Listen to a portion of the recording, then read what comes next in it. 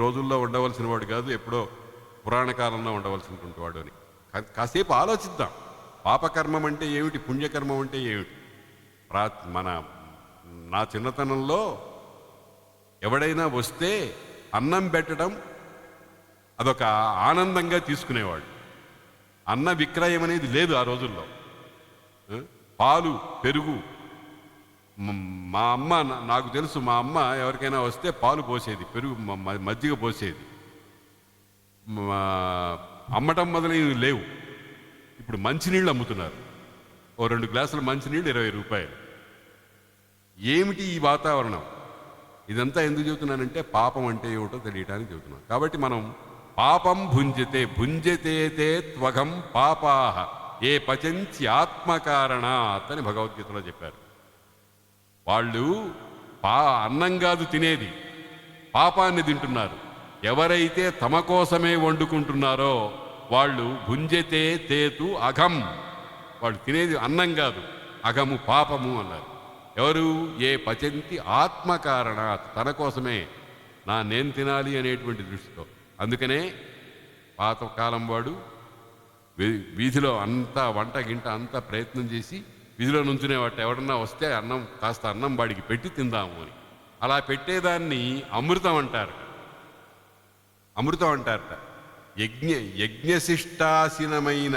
యజ్ఞశిష్టమైన అన్నాన్ని అమృతమని, అతిథులకు పెట్టగా మిగిలిన అన్నాన్ని వికసమని అంటారు. ఆ వికసాసి అమృతాసి కావాలి అని పాతకాలం వాళ్ళు తాపత్రయపడేవాళ్ళు. ఇప్పుడు ఎవడైనా కనిపిస్తాడేమో అని తలుపులు బిడాయించేసి లోపల చక్కగా వండుకొని పంచభక్షణాలు లొట్టలు వేసుకుంటూ తింటున్నాం. ఇదంతా పాపమే. కలి యొక్క పాపకర్మములంటే ఇట్లాంటివన్నమాట. పాపకర్మములు చూచి కలి రాకచే పాపకర్ములగుతు చెరియించు ప్రజల సంచారంబు వీక్షించి అఖిల ధర్మంబులన్ ఆచరించి, వాళ్ళు కూడా ఎవరు? భీముడు, అర్జునుడు, నకులుడు, సహదేవుడు, ద్రౌపది, వీళ్ళందరూ కూడా ఆదరించి వైకుంఠ చరణాబ్జవర్తిత హృదయులై, మనస్సుని ప్రపంచం మీద పెట్టల. వైకుంఠుడు విష్ణువు, శ్రీ మహావిష్ణువుని యొక్క పాదములనే పద్మాల మీద మాత్రమే తిరిగేట్టుగా చేసి, ఇది సాధ్యం కాదు సాధారణమైనటువంటి వ్యక్తి. నేను చెప్పాను కదా, కాసేపు రామనామ జపం చేద్దాం అనుకున్నాను అనుకోండి, మాటికి మనస్సుని గుంజుతూ ఉండాలి, మనకి చెప్పకుండా పోతుంది. నేను చాలాసార్లు అబ్జర్వ్ చేశాను. గాయత్రి మంత్రం 10 సార్లు చేద్దామని ప్రయత్నం. ఒకసారి చేసి ఈ వేలు మీద, ఈ కడుపు మీద ఈ వేలు పెడతాను. నాకు తెలియదు ఎప్పుడు పోతుందో. ఇది 4వ కడుపు దగ్గరికి వెళ్ళిపోతుంది. ఒకటోసారి జపం కాలే, గాయత్రి మంత్రం కాలే. ఎంత దొంగ వెధవ చూడండి ఈ వేలు. ఇక్కడి నుంచి ఆ మంత్రం అంతా చదవటానికి కొన్ని సెకండ్స్ పడుతుంది. ఈ లోపల ఈ వేలు తిరిగిపోతూ ఉంటుంది. మన దొంగలు, మన చేతులు, మన మనస్సు, ఇవన్నీ కూడా దొంగలు, పచ్చి దొంగలు, మనని భ్రష్టు పట్టిస్తున్నాయి. కాబట్టి వైకుంఠ చరణాబ్జవర్తిత హృదయులై, వైకుంఠుని పాదములనే పద్మముల యందు తిరిగేటువంటి హృదయము కలిగినటువంటి వారు. అంటే ప్రాపంచికమైన నశ్వరమైనటువంటి సర్వ విషయముల నుండి మనస్సుని మాటికి ప్రత్యాహారం అంటారు దాన్ని. యోగ మార్గంలో ప్రత్యాహారం అంటారు. అంటే కుక్కని గొలుసు పట్టుకుని మనం ఉంటాం, అది గుంజుకుపోతూ ఉంటుంది, మనం లాగుతూ ఉంటాం వెనక్కి. ఆ రకంగా మన మనస్సు, ఇంద్రియాలు మొదలైనవన్నీ కూడా విషయాల మీద పాకుతూ పోతూ ఉంటే ఎప్పటికప్పుడు తీసుకొచ్చి గుంజి వెనక్కి పెట్టడం అనేది ప్రత్యాహారము అనే ఒక రకమైనటువంటి ప్రక్రియ. ఆ పని చేశారన్నమాట వాళ్ళు. ధర్మరాజు తమ్ముళ్ళు, ఆయన దాంట్లో సిద్ధి పొందాడు. వీళ్ళు ఇంకా మార్గంలో ఉన్నారు, ప్రాక్టీస్లో ఉన్నారు, ఇంకా సిద్ధి దశకు దగ్గరలో ఉన్నారు. అదే ధర్మరాజుకి తక్కిన వాళ్లకు ఉండేటువంటి తేడా. వైకుంఠ చరణాబ్జవర్తిత హృదయులై తద్భక్తిన్, భక్తి అంటే త్రికరణాలను భగవంతుని యందు సమర్పించి నేను లేను అనుకోవటం, అది భక్తి. మోక్ష సాధన సామగ్ర్యాం భక్తిరేవ గరీయసి. మోక్ష సాధన సామగ్రి అనేది చాలా ఉంటే అందులో భక్తి చాలా పెద్దది అని చెప్పి శంకరాచార్యుల వారు చాలా చక్కగా ఏం చెప్పారంటే, స్వస్వరూపానుసంధానం భక్తిరీత్య విధీయతే. భక్తి అంటే ఏం లేదండి, నువ్వెవరు నేనెవరు నేనెవరు నేనెవరు అని ఆలోచించుకుంటూ ఉండడం. నేను కారణాలు ఘటిస్తాడు, వాడిని చంపాలి. ఎరా రైట్ నిన్న ఏం చేశావు, నేను వస్తుంటే దారిలో నన్ను చూడొద్దు, పలకరించొద్దు, నమస్కారం చేయొద్దు, పడు అని ఒక తను ఉంటాడు. పొందని కారణములు ఘటించు కొందలపడు అవ్యవస్థిత మనస్కుడు వానికి శాంతి ఉన్నదే అని అన్నాడు. కాబట్టి పాపభూయిష్టమైనటువంటి ప్రవృత్తి కలిగినటువంటి వాడి లక్షణం అలా ఉంటుంది. అందుకని అవేం లేకుండా ఉండటం. మనోమాలిన్యం. మనస్సు మాలిన్యం అంటే అర్థం ఏమిటంటే భగవంతుడు తప్ప మరొకటి కనపడకుండా ఉండటం మనోమాలిన్యం లేకపోవడం. మాటలో భగవంతుడి విషయం తప్ప మరొకటి దేన్ని మాట్లాడకుండటం వాంగ్మాలిన్యం లేకపోవటం. చేష్టలో భగవంతుణ్ణి అర్చన చేయటము, దాస్యము చేయటము మొదలైన లక్షణాలు తప్ప ఇంకేమీ లేకుండా ఉండటం చేష్టామాలిన్యం లేకపోవటం. ఈ 3 రకాలైన మాలిన్యము లేకుండా చూసుకున్నారు వాళ్ళు. నిర్మలత్వము చెంది నిర్మలత్వాన్ని చెందారు. మనం నిరంతరము మాలిన్యమే, మలమే. అందుకనే కదా రోజుకి 3 సార్లు స్నానం చేయమన్నారు. ఎందుకని? పొద్దున స్నానం చేసిన తర్వాత మధ్యాహ్నం అయ్యేటప్పటికీ శరీరం అంతా చెమట మొదలైన వాటి చేత పేరుకుపోయి అక్కడ ఆ సూక్ష్మ రంధ్రాల్లో నుంచి వెళ్ళాల్సిన పదార్థాలు వెళ్ళటం, రావాల్సిన పదార్థాలు రాకుండా ఉండడం, కప్పు పడిపోతుంది. అలాగా మళ్ళీ సాయంకాలం త్రిశ్రవణ స్నానం అంటారు. ఇది దేహానికి సంబంధించి. ఇది బాహ్య శుద్ధి. ఆంతర శుద్ధి లోపల మనస్సులో ఉండేటువంటి ఆ మనస్సులో శుద్ధి అనేటువంటిది సబ్బేసి కడిగితే పోదు. లోపల ఉండేటువంటి పేగులు మొదలైనవన్నీ కూడా బాగుపడాలి అని ఎవడైనా సబ్బు నీళ్లు లోపలికి పంపిస్తాడా? మనం లోపల మాలిన్యం అని అంటే, లోపల నిర్మలత్వం అంటే అర్థం ఏమిటనమాట, పాడు ఆలోచనలు రాకుండా చేసుకోవాలి. పాడు ఆలోచనలు ఎప్పుడు వస్తాయి? స్వార్థం వల్ల వస్తాయి, మమకారం వల్ల వస్తాయి, అహంకారం వల్ల వస్తాయి. అటువంటి నిర్మలత్వాన్ని చెంది విషయయుక్తులకు ప్రవేశింపగారాక నిర్ధూత కల్మష నిపుణమతులు బహుళ విజ్ఞాన దావాగ్ని భసిత కర్ములైన ఏకాంతులకు లక్ష్యమై వెలుంగు ముఖ్య నారాయణ స్థానమునకు చనిరి. ఎంత ప్రాక్టీసో చూడండి, ఫలితం ఎటువంటిదో చూడండి. ఇక అప్పనంగా దేవుడు అనేవాడు లేడు. ఉంటే కనపడమను అంటాడు అథవా. ఎందుకు కనపడతాడు? ఆయనకేం బాకీ ఉన్నాడా? వీడికి ఏమన్నా ఆయన బాకీ ఉన్నాడా? దేవుడు కనపడాలి. దేవుడు కనపడాలంటే దానికి తగినటువంటి ప్రయత్నం చేయాలి. అన్నం తినాలి అని అంటే ఎంత ప్రయత్నం చేయాలి? ఆ ప్రయత్నం అంతా చేసిన తర్వాత కడుపు ఆకలి పోతుంది. అదేం లేకుండా నహి సుప్తస్య సింహస్య ప్రవిశంతి ముఖే మృగా అన్నారు. ఉద్యమేన హి సిద్ధ్యంతి కార్యాణి నా మనోరథై. పనులన్నీ కూడా ప్రయత్నం చేస్తే ఉద్యమం చేత సిద్ధిస్తాయి. అంతేగాని నహి సుప్తస్య సింహస్య ప్రవిశంతి ముఖే మృగా. నిద్రపోతున్నటువంటి సింహం నాకు ఆకలిగా ఉంది అని నోరు తెచ్చుకు పడుకుంటే మృగాలు వచ్చి దాని నోట్లో ప్రవేశిస్తాయా? సాధనమున పనులు సమకూరు ధరలోన. సాధనం చేత పనులు సమకూరుతాయి, కానీ సాధనం లేకుండా పనులు రావు. అనగననగా రాగమతి చెయ్యిల్లుతునుండు తినగ తినగ వేము తీయనుండు సాధనమున పనులు సమకూరు ధరలోన. దేవుడు లేడండి, నాకు కనపడలేదు కదా అంటాడు. మంత్రాలకు చింతకాయలు రాలుతాయేమిటండి అంటాడు.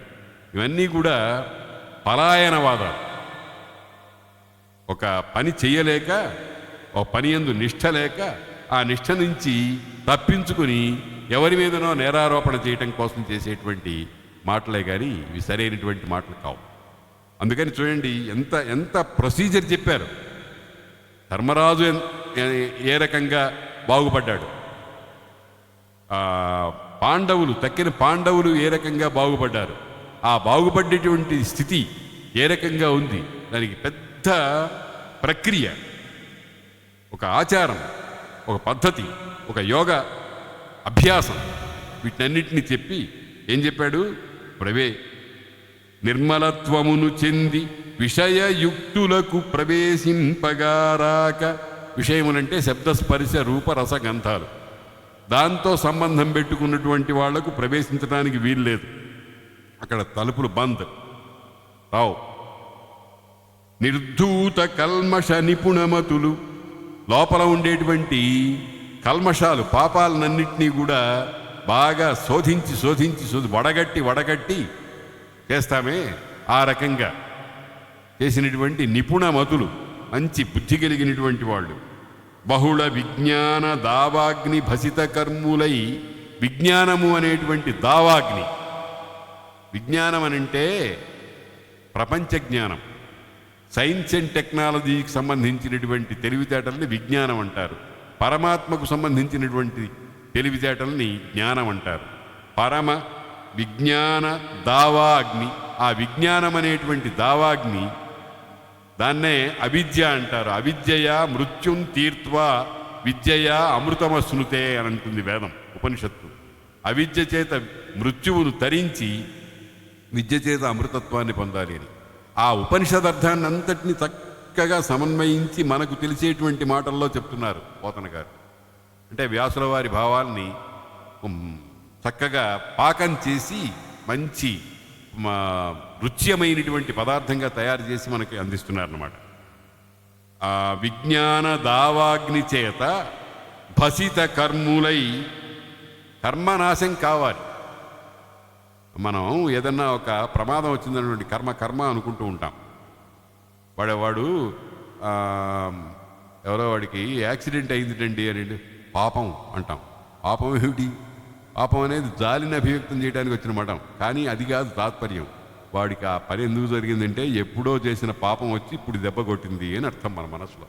కానీ జాలిని అభివ్యక్తం చేసిన పాపం వాడికి అంటాం. పాపం ఏమిటి? పాపం అంటే పాడు పని. మనం నోరు తెరిస్తే ఆ మాట అంటూనే ఉంటాం. వాడికి పాపం వస్తువు ఏదో పోయిందిట, వాడికి కాలు విరిగిందిట, పాపం అంటే దీని వెనకాల జరిగిన ప్రతి పని వెనకాల ఒక కర్మ విశేషం ఉంది. అదే కర్మ సిద్ధాంతం. దానిని మనం మన మాటల్లో అభ్యాసం చేసి పారేసాం, పాపం అని అంటాం. కనుక దావాగ్ని భసిత కర్ములై ఏకాంతులకు లక్ష్యమై వెలుంగు. ఏకాంతుడంటే ఒంటరివాడు, ఎవరి సంగము లేకుండా ఉండడం. ఏక అంతం, తనే, ఇంకెవరితో అంటు సొంటులు లేకుండా ఉండటం. దాన్నే మన యోగం చేసేటప్పుడు కూడా శుచౌ దేశే ప్రతిష్టాప్య, కాయం శరీరాన్ని పరిశుద్ధమైన ప్రదేశంలో పెట్టి, దిశశ్చ అనవలోకయన్, దిక్కులు చూడకుండా. దిక్కులు చూడటం ప్రారంభిస్తే ప్రపంచం కనిపిస్తుంది. మనకి చూడవలసిందేమో పరమాత్మని అయితే ప్రపంచం కనిపిస్తే ప్రయోజనమేముంది? అందుకని ఏకాంతులకు లక్ష్యమై వెలుంగు ముఖ్య నారాయణ స్థానమునకు, ముఖ్యమైనటువంటి నారాయణ స్థానానికి సన్నిధి. నారాయణ స్థానం ఎక్కడుంది? భౌగోళికంగా ఎక్కడో లేదు, మన లోపలే ఉంది. హృదయం అనేటువంటి పద్మకోశ ప్రతీకాశమైనటువంటి ఆ హృదయం అనేటువంటి చోట నీవార శూకవత్ తన్వి పీతాభాస్వత అనూపమ అన్నారే, ఆ లోపల ఉండేటువంటి తస్యా శిఖాయా మధ్య పరమాత్మ వ్యవస్థిత అన్నారే, ఆ పరమాత్మ దర్శనం అనేటువంటిది అక్కడికి వెళ్ళిపోయినారు. అంటే వాళ్ళు ముక్తులైనారు. అంటే దేహంలో ఏమీ లేదు, ప్రపంచంలో ఏం లేదు, నాది అనుకునేటువంటిది ఏం లేదు. దీనికి సమగ్రమైనటువంటి స్థితిని సంపాదించారు. కానీ శరీరం అనేది ఉంటుంది, దాన్ని వదిలిపెట్టేయాలి. అది దాని దారి అదే చూసుకుంటుంది. ఇటువంటి స్థితి వచ్చినప్పుడు దాని దారి అదే చూసుకుంటుంది. దానికి ఏమీ ప్రత్యేకమైన ప్రక్రియ అక్కర్లేదు. లక్ష్యమై వెలుంగు ముఖ్య నారాయణ స్థానమునకు తనిరి విగత రజమైన ఆత్మల విప్రవర్య. విగత మలమైన ఆత్మల, విగత రజమైన రజోగుణం లేనటువంటి ఆత్మలతో వాళ్ళు ముక్తికి వెళ్ళిపోయినారు అని ఈ మహర్షి చెప్తున్నాడు అన్నమాట. విప్రవర్య ఈ రకంగా ధర్మరాజును తక్కిన పాండవులు వాళ్ళ దేహాన్ని పరిత్యజించారు. ఇది చావు కాదు, మరణం కాదు. ఇది మామూలుగా మనం అంటాం పంచత్వము పొందడం కాదు. ఇది జ్ఞానంతో యోగ బలంతో శరీరాన్ని వదిలిపెట్టేది. అంతవరకు శరీరం అనేటువంటి పంజరంలో ఉండేటువంటి ఆత్మ అనే చిలుకను స్వచ్ఛంగా స్వేచ్ఛగా వదిలివేసేయటం, ఇది ఒక మహాసాధన. అలా గొప్ప విషయం, మహావిషయం. అందుకనే భాగవతంలో ఎన్నెన్నో మహావిషయాలు చెప్తూ ఉంటారు. కర్మ బంధన ఎట్లా ఉంటుంది, కర్మ మోక్షం ఎట్లా ఉంటుంది, దేహంలో బంధించి ప్రపంచమే సర్వము అనుకునేటువంటి వాడు ఎన్ని కష్టాలు పడుతూ ఉంటాడు. అందుకనే ధర్మరాజు ఎన్ని కష్టాలు పడ్డా నేను కష్టాలు పడుతున్నాను, అమ్మో నాయనో నేను ఎట్లా తట్టుకోవడం అని ఎప్పుడూ ఏడవలే. ఎక్కడో ఒకటి 2 సార్లు మన కోసం ఏడిచాడు, ఊరికే ఆయన కోసం ఏడవలే. అది మామూలు మానవుడికి, మామూలు జీవుడికి, అవతార పురుషుల్లాంటి మహానుభావులకు ఉండే తేడా. అందుకనే మనం ఈ పుస్తకాలు చదవాలి. భాగవతం ఎందుకు అధ్యయనం చేయాలి? భాగవతంలో వినంతోటే ఆనందంగా చక్కగా ఉండేటువంటి ఘట్టాలు చాలా ఉన్నాయి. కానీ ఇటువంటి ఘట్టాలు సాధారణంగా ఎవరు వీటిని చెప్పరు. ఇటువంటి ఘట్టాలు పురాణాల్లో ప్రవచనాల్లో చేసేటప్పుడు చెప్పరు. ఎందుకు చెప్పరంటే కొంచెం బోర్ అనిపిస్తుంది. ఏమిటండి ఏదో కథ చెబుతాడేమో అనుకుంటే ఈయన తత్వం చెప్తున్నాడు, ఏదో వేదాంతం చెబుతున్నాడు, మనకి విసుగు కలిగిస్తున్నాడు, అందులో 2 గంటల సేపు తావగొట్టలు పెట్టాడు అనే భావన కలుగుతుంది కొంతమందికి. కానీ ముఖ్యంగా తెలుసుకోవాల్సింది ఇదే, మనము ధర్మరాజులం అయిపోవాలి, మనం పాండవులం అయిపోవాలి, మనలో వాళ్ళ తత్వాన్ని ఇముడ్చుకోవాలి, మనం కాకుండా పోవాలి. అటువంటి మహోదాత్తమైనటువంటి మార్గాన్ని ఒక పాత్ర మీద, ఒక వ్యక్తి మీద ఆరోపించి మనకు ఉపదేశం చేస్తోంది భాగవతం. అంతా ఇంకా విదురుడున్నాడు. విదురుడు యమధర్మరాజు అంశతో భూలోకంలో అవతరించినటువంటి వాడు, మహానుభావుడు. విదురుడంటే జ్ఞాన సంపద అనర్థం. విదురుడు ప్రభాస తీర్థంబున హరియందు చిత్తంబు చేర్చి శరీరంబు విడిచి పితృవర్గంబు తోడ దండధరుండగుటం చేసి నిజాధికార స్థానంబునకుందనియే. విదురుడు ఏం చేశాడు? నిజ అధికార స్థానానికి వెళ్ళాడు. తన మామూలు ఉద్యోగంలోకి వెళ్ళాడు. అధికార స్థానం అంటే ఉద్యోగం, పొజిషన్. ఆయన దండధరుడు అంటే యముడు భూలోకంలోకి వచ్చాడు. మనకు చిన్న సందేహం వస్తుంది. యముడు భూలోకంలోకి వస్తే ఆ భూలోకంలోకి వచ్చి ఈయన ఇంతకాలం ఉన్నంతకాలం యముడి డ్యూటీస్ ఎవరు చేశారండి? ఫుల్ అడిషనల్ ఛార్జీని ఇంకోరికి ఇచ్చారట. ఆ విషయం కూడా భాగవతంలో చెప్పారు. యముడు భూలోకంలోకి వచ్చి విదురుడుగా కాలక్షేపం చేసిన కాలంలో 12 ఆదిత్యులలో ఒక ఆదిత్యుడిని ఆ స్థానంలో కూర్చోబెట్టారు. ఎందుకంటే దాని పని జరిగిపోతూ ఉండాలి. చాలామంది ఇట్లా వెక్కిరిస్తూ ఉంటారు, యముడు భూలోకంలోకి వచ్చాడండి, అప్పుడు మరి అక్కడ యమలోకంలో ఎవరున్నారండి? ఓ పెద్ద officer, managing director of factory ఓ 4 రోజులు సెలవు పెడతాడు, పనులు ఆగిపోతాయా? వెళ్ళేటప్పుడు ఈ పని నువ్వు చేయి, ఆ పని నువ్వు చేయి అని అప్పగిస్తారు. అదొక పెద్ద వ్యవస్థ, పెద్ద కార్యాలయం. దానికి తగినటువంటి ఏర్పాట్లన్నీ చేస్తూ ఉంటారు. అంత విదురుండు ప్రభాస తీర్థంబున, ఇప్పుడు ఈ ప్రభాస తీర్థం అనేదాన్ని బ్రోచనో ఏదో అంటున్నారు, గుజరాత్లో ఉందనుకుంటాను. ప్రభాస తీర్థంబున హరియందు చిత్తంబు చేర్చి విష్ణువునందు హృదయాన్ని చేర్చడం అంటే అర్థం ఏమిటనమాట? మనోభావాలన్నీ పరమాత్మ యందు తప్ప ఇంకెక్కడికి ప్రసరించకుండా చేయడం. చిత్తం అనేది గుండెకాయ కాదు, చిత్తం అనేటువంటి దానికి రూపం లేదు. దీన్ని చేర్చడం అంటే ఏమిటి? మన ఇంట్లో పాత్రలో వండుకున్న పప్పు అనే పదార్థాన్ని విస్తర్లోకి వేసినట్టు వేయటం కాదు. ఇది సర్వభావాలను పరమాత్మయందు మాత్రమే ఇంకెక్కడికి చెదరకుండా పెట్టడం అనేటువంటిది. అది మళ్ళీ యోగ విద్యే. దాన్నే ధ్యానం అంటారు. యమ నియమ ఆసన ప్రాణాయామ ప్రత్యాహార ధ్యాన ధారణ సమాధులు అని. ఆ ధ్యానం అంటే అదే. చిత్తంపు చేర్చడం అంటే ధ్యాన నిష్ఠుడై ఉన్నాడు అని అర్థం అన్నమాట. నిజాధికార స్థానంబులకు సరియే ఆ పరమాత్మ ఎందే పెట్టి మళ్ళీ తన ఉద్యోగ ధర్మంలోకి వెళ్ళిపోయినాడు. అంటే ఇది బంధం అని అనుకోకూడదు, భగవంతుడు ఏర్పాటు చేసినటువంటి పని. అందుకనే ఉపనిషత్తులో మాట చెబుతారు, భీషాస్మాద్వాతః పవతే భీషోదేతి సూర్య భీషాదగ్నిశ్చ వాయుశ్చ మృత్యుర్ధావతి పంచమః. ఎవరి పనులు వాళ్ళు చేయాలి. సూర్యుడు పరిగెత్తుకుంటూ ఆ టైం అయ్యేటప్పటికి ఉదయిస్తాడట, లేకపోతే నా డొక్క దించుతాడు పరమాత్మ అని భయంట. అది యోగం. అలాగా దండధరుడై అయిపోయి అక్కడ కూర్చోవటం కూడా యోగమే. ద్రుపదరాజ పుత్రికయు ద్రౌపది పతుల వలన అనపేక్షితయ్యి, భర్తలు పట్టించుకోలేదు, 5 భర్తలు, ఆమె ఇంకా ఈమె మాకు అక్కర్లేదనుకున్నారు. అనపేక్షితయ్యి వాసుదేవునందు చిత్తంబు చేర్చి, ఆమె యోగమే. ఆ వాసుదేవుడు ఎల్లయందును తా వసించుట ఎల్లయును తనయందు వసించుటండ్రు వాసుదేవుడను పేరికి అర్థంబు అని అన్నారే, అటువంటి వాసుదేవుడిలో చిత్తం చేర్చి తత్పదంబు చేరే, విష్ణువులో ఐక్యం చెంది. ద్రౌపది లక్ష్మీ స్వరూప అని భారతంలో చెప్తారు. ఇట్లు పాండవ కృష్ణుల ఆ సముపాండురమతిని ఆ యానము పాండురమతినెవ్వడైన పలికిన విన్నన్ ఖండిత భవుడై హరిదాసుండై కైవల్య పదము సొచ్చు నరేంద్ర.